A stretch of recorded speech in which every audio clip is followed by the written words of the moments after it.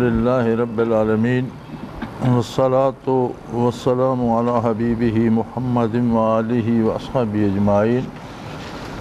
اعوذ باللہ من الشیطان الرجیم، بسم اللہ الرحمن الرحیم۔ والسابقون الاولون من المہاجرین والانصار والذین اتبعوہم بإحسان رضی اللہ عنہم ورضوا عنہ وَأَعَدَّ لَهُمْ جَنَّاتٍ تَجْرِي مِن تَحْتِهَا الْأَنْهَارُ خَالِدِينَ فِيهَا أَبَدًا ذَلِكَ الْفَوْزُ الْعَظِيمُ۔ اللهم سبحانك لا علم لنا إلا ما علمتنا إنك أنت العليم الحكيم۔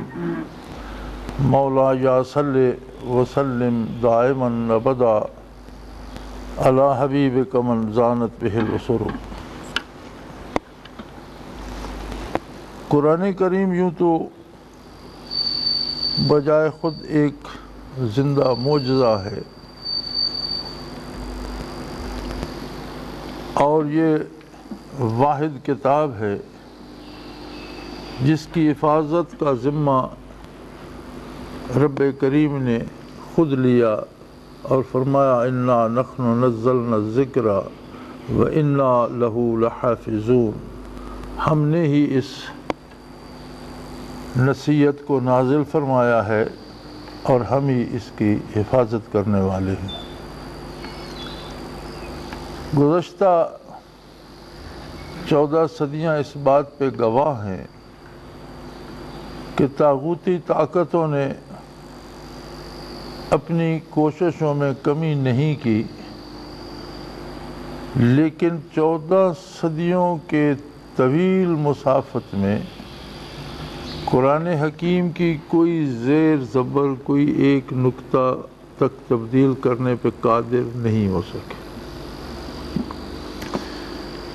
اسے ایسی عجیب حفاظت الہیہ حاصل ہے کہ یہ دنیا کی واحد کتاب ہے جو اپنے تمام قواعد کے ساتھ ایک ننھے سے بچے کے سینے میں بھی محفوظ ہو جاتی ہے۔ اللہ کریم نے اپنے ایسے بندے پیدا کر دیے جو ہمیشہ اس کو سینوں میں محفوظ رکھتے ہیں، اور یہ کسی کاغذ، کسی قلم، کسی مشین کی محتاج نہ رہی۔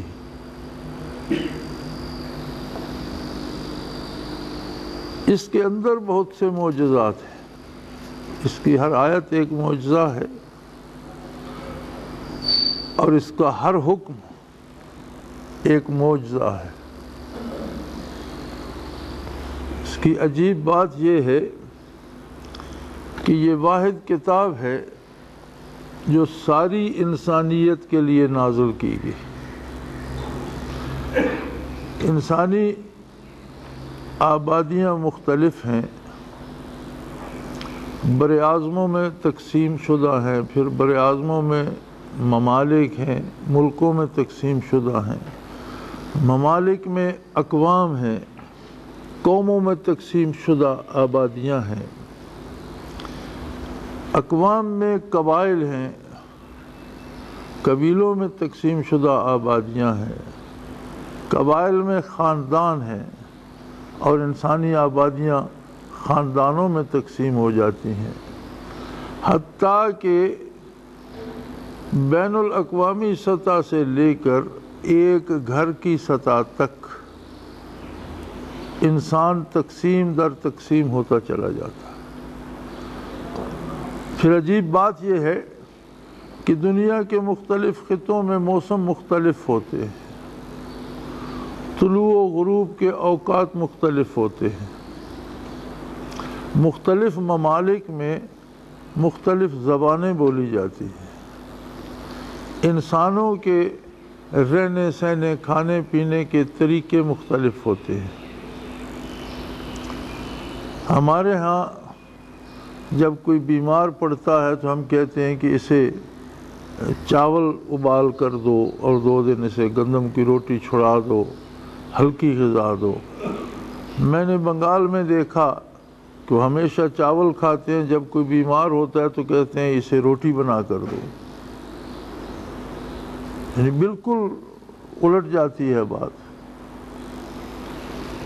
اسی طرح دنیا کے مختلف ممالک میں زبانیں مختلف ہیں، سوچیں مختلف ہیں، قد کاٹ مختلف ہیں، رنگ مختلف ہیں، رسومات مختلف ہیں، لیکن ایک بات پہ ساری دنیا کو اتفاق کرنا پڑتا ہے کہ انسانی ضروریات ایک سی ہیں۔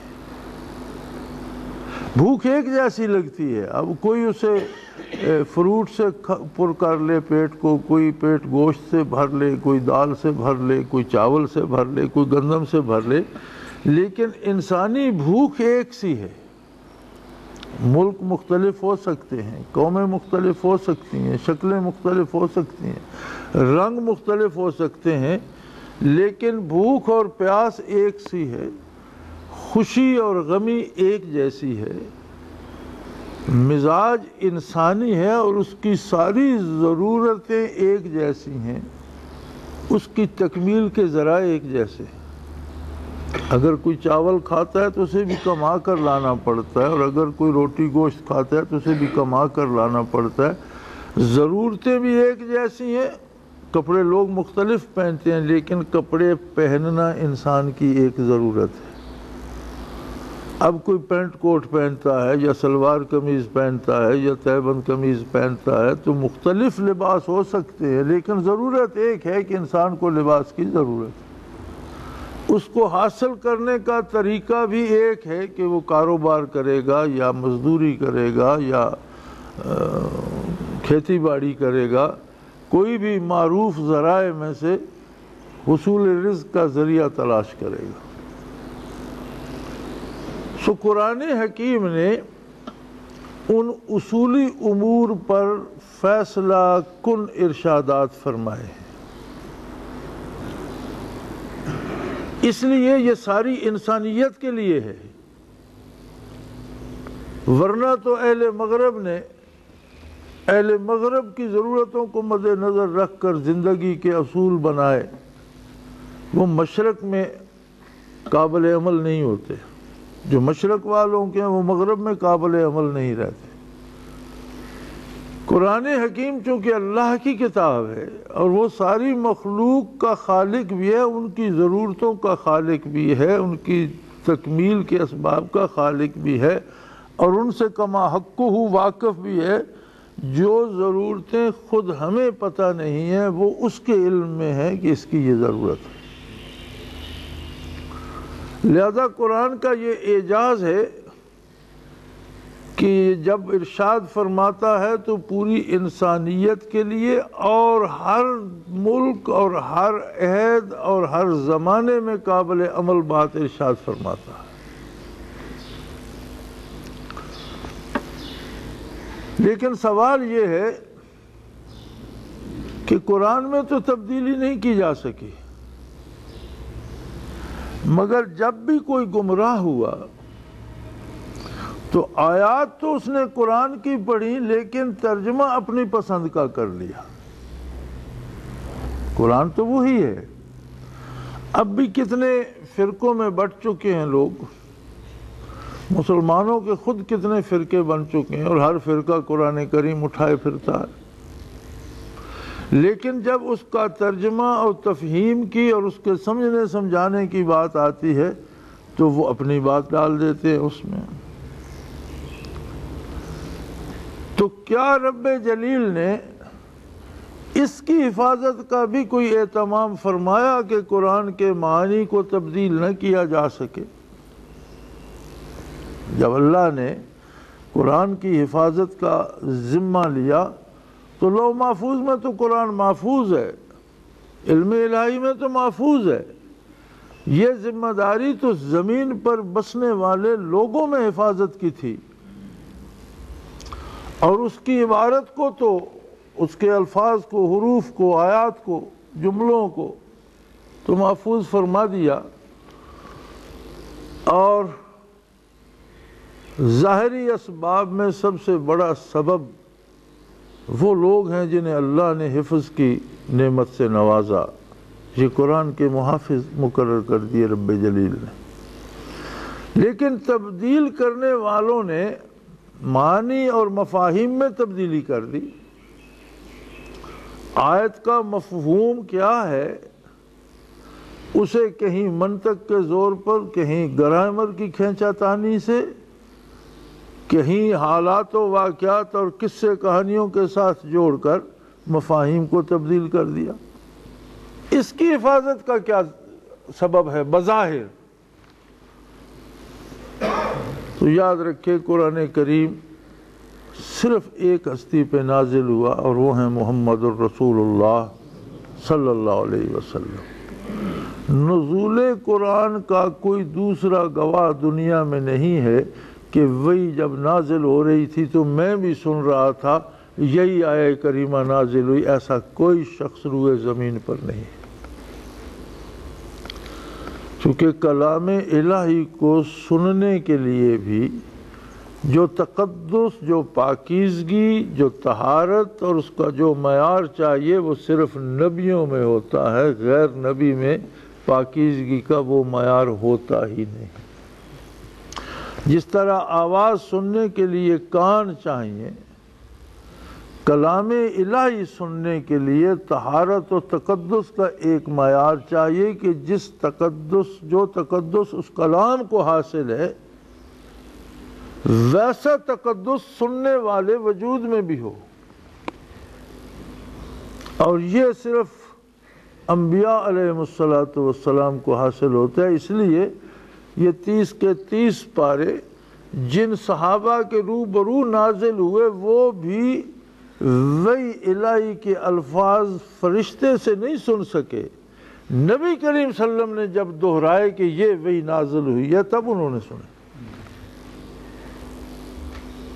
نزول قرآن سے لے کر قیامت تک ہر فرد کو اعتبار کرنا پڑے گا زبان حق ترجمان محمد الرسول اللہ صلی اللہ علیہ وسلم پر، کہ جو جملہ فرمایا آپ نے اور پھر فرمایا کہ یہ وحی ہے، یہ قرآن ہے، وہی قرآن ہے۔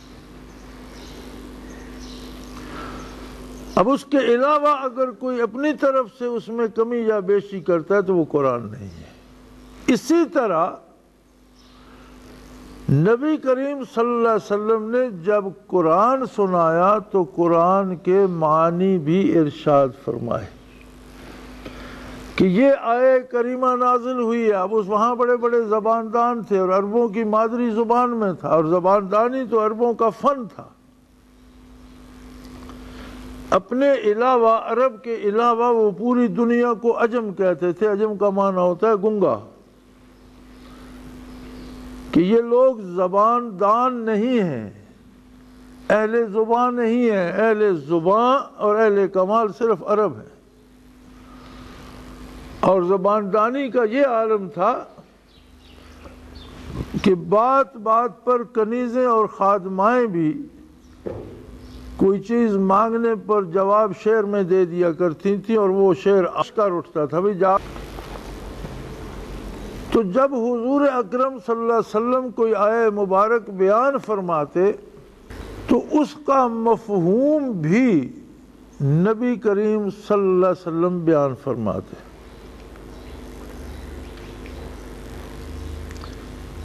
چونکہ آپ ہی کا منصب جلیلہ تھا کہ آپ لوگوں کو بتائیں ما نزل الیہم لتبین للناس۔ آپ کا منصب جلیلہ ہے کہ آپ اولاد آدم پہ بیان فرمائیں، وضاحت کے ساتھ بیان فرمائیں ما نزل الیہ، جو کیا نازل ہوا ہے اس کا مفہوم کیا ہے۔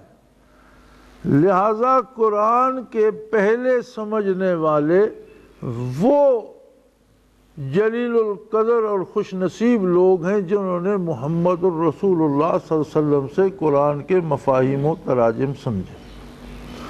عرب اہل زبان تھے، لیکن جب آیہ کریمہ نازل ہوتی بعض اوقات نبی کریم صلی اللہ علیہ وسلم نے سوال فرمایا کہ آپ نے اس کا کیا مفہوم سمجھا،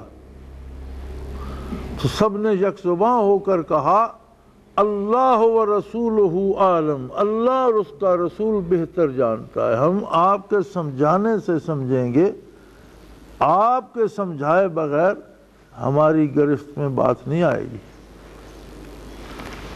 عربی ایک ایسی زبان ہے جس میں ایک لفظ کے معنی دو مختلف ایک دوسرے کی ضد ہو سکتے ہیں۔ مثلا ایک لفظ ہے مولا، اب مولا کا معنی مالک بھی ہے، اللہ کو بھی ہم مولا کہتے ہیں، مالک کو بھی مولا کہتے ہیں، لیکن مولا کا معنی آزاد کردہ غلام بھی ہے۔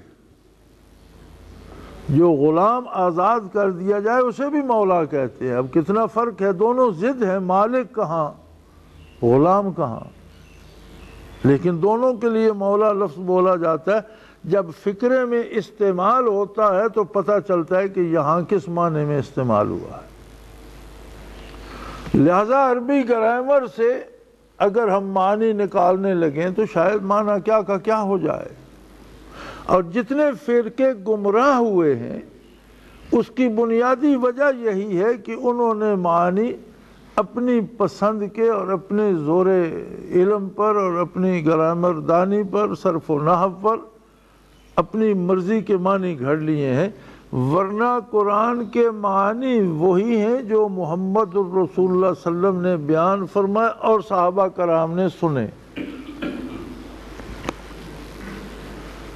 اور صحابہ کرام نے صرف سنے نہیں ہیں، چونکہ احکام تھے خرید و فروخت کے بھی، عبادات کے بھی، معاملات کے بھی، انہوں نے نبی کریم صلی اللہ علیہ وسلم کے روبرو ان پر عمل کیا،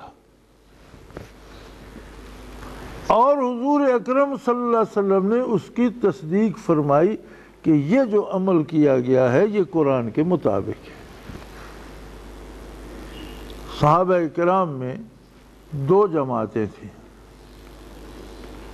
ایک وہ جو مکہ مکرمہ میں ایمان لائے، 13 سال نبی کریم صلی اللہ علیہ وسلم کے ساتھ دنیا کی ہر سختی برداشت کی، اور بالآخر جب ہجرت کا حکم ہوا تو آپ صلی اللہ علیہ وسلم کی ہمرکابی میں اپنا گھر بار مال دولت جائیداد سب کچھ اللہ کی راہ میں چھوڑ کر نکل آئے۔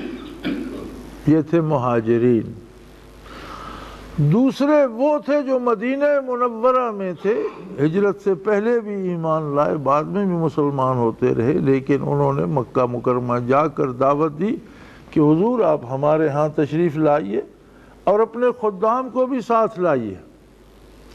چنانچہ مکہ سے ہجرت فرما کر نبی کریم صلی اللہ علیہ وسلم بھی اور مسلمان جو اہل مکہ تھے وہ بھی ہجرت کر کے مدینہ منورہ آئے، اور انہوں نے اپنے سینے ان کے لیے کھول دیے، ان کے ساتھ جائیدادیں بانٹ لیں، گھر آدھے آدھے کر لیے، مال و دولت آدھا آدھا کر لیا، اور وسیع و ظرفی سے انہیں جگہ دی۔ انہیں کہا جاتا ہے انصار، مددگار، معاون۔ قرآن حکیم نے قرآن کے معانی پر اللہ کی طرف سے جو حفاظتی حصار بنا اس کو ارشاد فرماتے فرمایا والسابقون الاولون من المہاجرین والانصار، دنیا میں سب سے سبقت لے جانے والے، دنیا میں سب سے بلند مقام پر سب سے پہلے پہنچ جانے والے وہ خوش قسمت جو مہاجر تھے اور انصار تھے۔ یہ ایک طبقہ ہے مسلمانوں کا جو نزول قرآن کے گواہ بھی ہیں، جنہوں نے قرآن کے معانی کو سیکھا، اس پر عمل کیا اور آگے پوری انسانیت کو سکھانے کا فریضہ انجام دیا۔ یہ ایک طبقہ ہو گیا مہاجرین و انصار کا، جو براہ راست شاگرد ہیں آقا نامدار صلی اللہ علیہ وآلہ وسلم کے۔ اب اس کے بعد صحابہ سے لے کر قیامت تک ساری انسانیت ایک طبقہ بن گئی۔ فرمایا والذین اتبعوہم بإحسان۔ اب ان کے بعد قیامت تک جس شخص نے خلوص دل کے ساتھ ان کی پیروی کی، اپنے زور کلام سے قرآن کو سمجھنے کی کوشش نہیں کی، قصے کہانیوں کے بل پر سمجھنے کی کوشش نہیں کی، منطق کے اصولوں کے زور پر سمجھنے کی کوشش نہیں کی، صرف و نحو کے گھوڑے نہیں دوڑائے، بلکہ صحابہ کرام رضوان اللہ علیہم اجمعین سے قرآن کو جس نے سمجھا اور خلوص دل سے سمجھا اور خلوص دل سے اس پر عمل کیا، فرمایا رضی اللہ عنہم ورضوا عنہ، اللہ ان سب پر راضی ہوا اور ان سب کو اتنا عطا کرے گا کہ وہ اللہ پر راضی ہو جائیں گے۔ وَأَعَدَّ لَهُمْ جَنَّاتٍ تَجْرِي مِن تَحْتِهَا الْأَنْهَارُ خَالِدِينَ فِيهَا أَبَدًا، ایسے ہی لوگوں کے لیے اس نے جنت تیار کی ہے جس میں نہریں بہتی ہیں اور اس میں وہ ہمیشہ رہیں گے۔ ذَلِكَ الْفَوْزُ الْعَظِيمُ، سب سے بڑی کامیابی یہ ہے۔ چنانچہ قرآن کے معنی و مفاہیم کی حفاظت کا اہتمام بھی اللہ کریم نے فرما دیا کہ جن لوگوں سے تم نے قرآن سیکھا ہے، سنا ہے، قرآن کے سب سے پہلے گواہ بھی صحابہ کرام، قرآن کے سب سے پہلے لوگوں تک پہنچانے والے بھی صحابہ کرام، وہی لوگ اور انہی کا عمل ہے جو قرآن کے معانی اور مفاہیم کی تعیین کرتا ہے۔ آج جو کام بھی ہم کرتے ہیں اور ہم کہتے ہیں یہ قرآن کا حکم ہے، تو اس پر یہ سوال کیا جائے کہ یہ حکم صحابہ کرام نے ایسے ہی سمجھا تھا اور یہ عمل اسی طرح کیا تھا کہ یہ ثواب ہے؟ اگر ثابت ہو جائے تو عین دین ہے، لیکن جو رسومات ہم نے بنا لی ہیں یہ ثابت کیسے ہوں گے؟ ثابت تو وہی عمل ہوگا جو انہوں نے کیا ہے۔ اور پھر کمال کی بات یہ ہے کہ اللہ کریم نے جب یہ قدغن لگا دی تو صحابہ کبار رضوان اللہ علیہم اجمعین کو ایک خاص طاقت، ایک خاص قوت، ایک خاص عظمت عطا کی کہ 23 برسوں میں نزول قرآن مکمل ہوا۔ نبی پاک صلی اللہ علیہ وسلم مبعوث ہوئے تھے پوری انسانیت کی طرف۔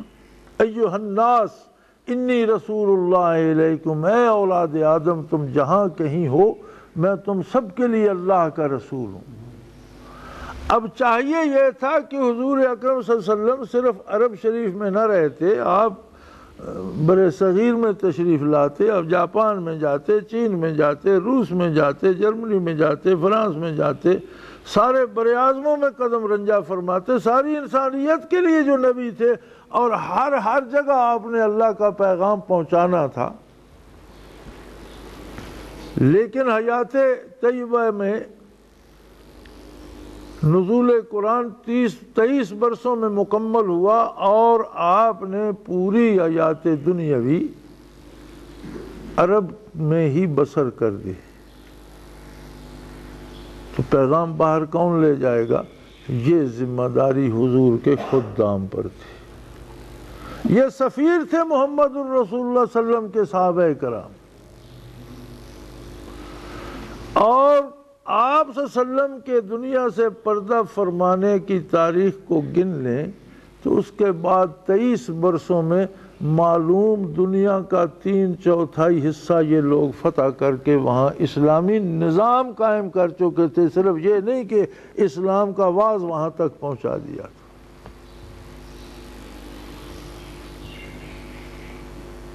چین سے لے کر ہسپانیہ تک اور سائبیریا سے لے کر افریقہ تک ریاست مدینہ کی وسعتیں پھیل چکی تھیں اور عملاً وہاں اسلامی نظام نافذ ہو چکا تھا۔ اب اتنی بڑی ریاست کی بات کیا باقی دنیا سے چھپی رہ گئی ہوگی؟ کسی شہنشاہ کے محل سے لے کر گداگر کی جھونپڑی تک اللہ کریم کا پیغام پہنچ گیا اور عملاً ایک وسیع ترین ریاست پر عملاً نافذ کر دیا گیا۔ یہ کمال بخشا صحابہ کرام کو، تابعین کو، تبع تابعین کو اللہ کریم نے عہد صحابہ میں، عہد خلافت راشدہ میں فتوحات کی کوئی حد نہیں رہی تھی، اور یہ فتوحات کسی قوم کو شکست دینے کے لیے نہیں تھی، کسی کو رسوا کرنے کے لیے نہیں تھی، بلکہ اللہ کا دیا ہوا نظام عدل نافذ کر کے اللہ کی مخلوق کو باطل خداؤں سے اور ظالموں کے ظلم سے رہائی دینے کے لیے تھی۔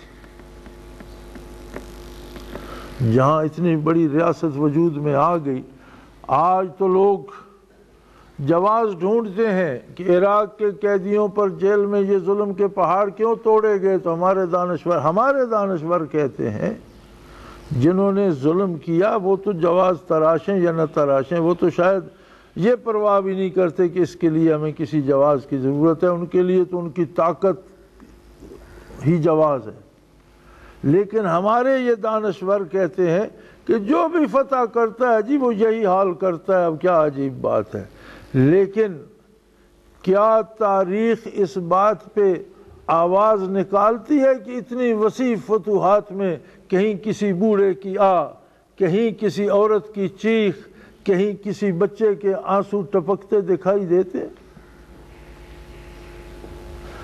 مومن تو مومن، کافر کو بھی امن اور سلامتی اور انصاف نصیب ہوا تو اسلام کے زیر نگیں آ کر نصیب ہوا۔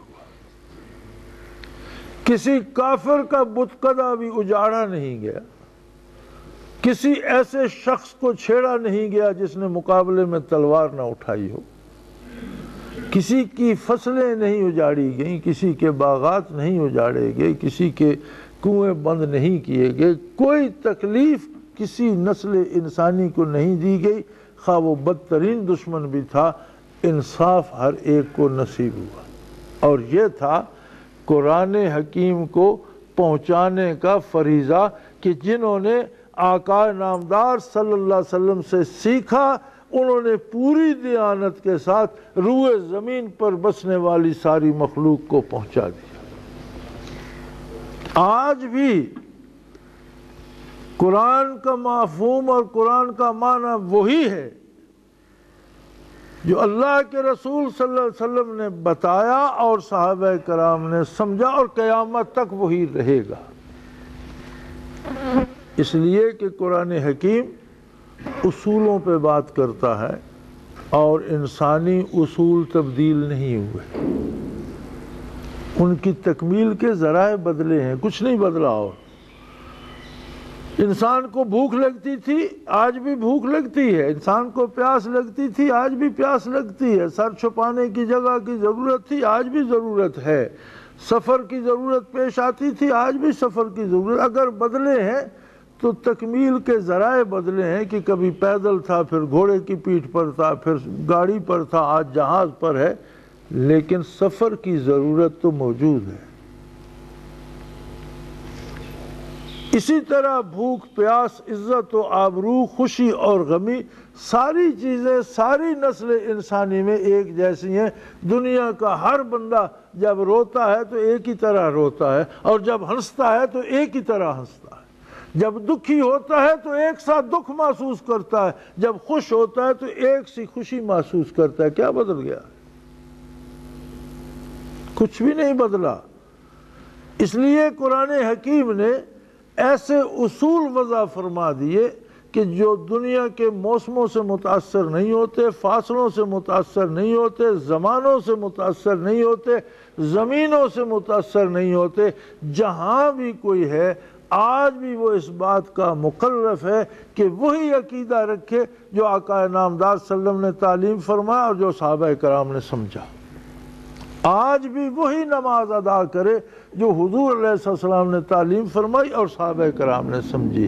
آج بھی وہی وضو کرے، آج بھی اسی طرح رزق حلال پیدا کرے، آج بھی اسی طرح مال خرچ کرے، آج بھی زندگی کے ہر موڑ پر انہی کے نقوش آئے قدم کو تلاش کرے اور انہی پر چلے۔